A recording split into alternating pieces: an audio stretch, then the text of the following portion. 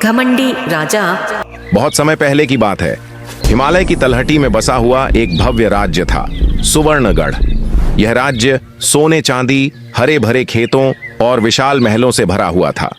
इस राज्य का राजा था राजा विक्रमसेन। राजा विक्रमसेन बहुत शक्तिशाली था, पर उसकी सबसे बड़ी कमजोरी थी घमंड। उसे अपनी ताकत, धन और सेना पर इतना घमंड था कि वह खुद को भगवान से भी बड़ा समझने लगा था। राजा रोज दरबार में बैठकर कहता, इस राज्य में मेरी मर्जी के बिना पत्ता भी नहीं हिल सकता। मैं ही सब कुछ हूं। जो मंत्री सच बोलते उन्हें सजा मिलती, जो गरीब न्याय मांगने आते उन्हें दरबार से भगा दिया जाता। राजा को लगता था कि जनता उसके बिना कुछ नहीं कर सकती। एक दिन दरबार में एक बूढ़ा किसान आया। उसके कपड़े फटे हुए थे, आंखों में सच्चाई थी। किसान बोला, महाराज, घमंड इंसान को अंधा कर देता है। भगवान भी घमंडी राजा को माफ नहीं करते। राजा क्रोधित हो गया और कहा, भगवान भी मेरा कुछ नहीं बिगाड़ सकता।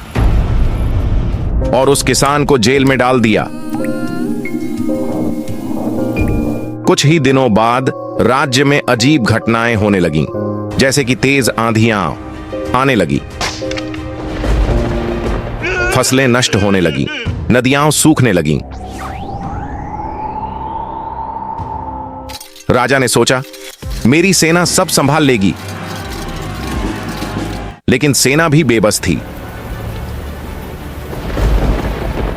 एक रात महल में भयंकर तूफान आया। बिजली कड़की, महल की दीवारें हिलने लगीं। राजा पहली बार डर गया। उसने देखा, वही बूढ़ा किसान जेल से निकलकर लोगों की मदद कर रहा था। राजा ने किसान को बुलवाया। राजा रोते हुए बोला, मुझसे गलती हो गई, मुझे माफ कर दो। किसान ने कहा, राजा, घमंड छोड़ो, जनता की सेवा करो। राजा वही महान होता है जो खुद को सबसे छोटा समझे। राजा ने पहली बार सिर झुकाया। राजा विक्रमसेन बदल गया। अब वह गरीबों की मदद करने लगा। सच्चे मंत्रियों की सुनवाई होने लगी। जनता को सम्मान मिलने लगा। कुछ समय बाद राज्य फिर से खुशहाल हो गया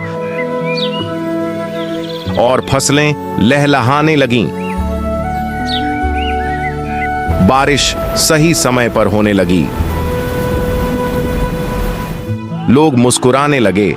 इस कहानी से हमें यह सीख मिलता है कि घमंड इंसान को राजा से भिखारी बना देता है और विनम्रता भिखारी को भी राजा बना सकती है।